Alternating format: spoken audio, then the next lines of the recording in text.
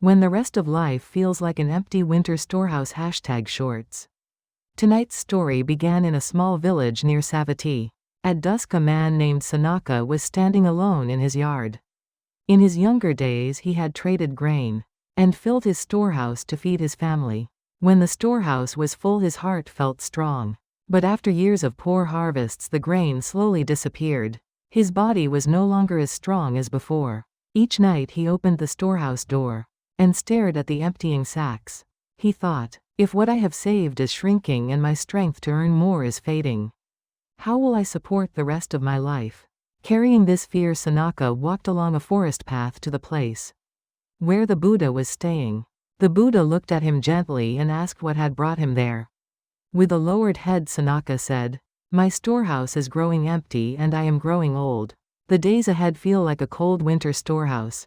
The Buddha pointed to an old sack of grain nearby. When this sack was full, he said, the grain became food and life for many people. The sack is emptying, but the value of the grain has not disappeared. It has simply been used. Your past strength and wealth have also been used in many days of your life. Then the Buddha picked up a small handful of seeds.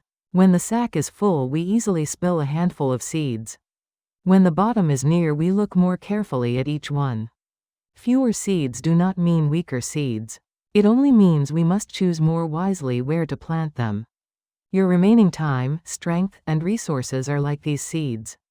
You may not spread them widely as before, but now you can plant them in the places your heart truly wishes.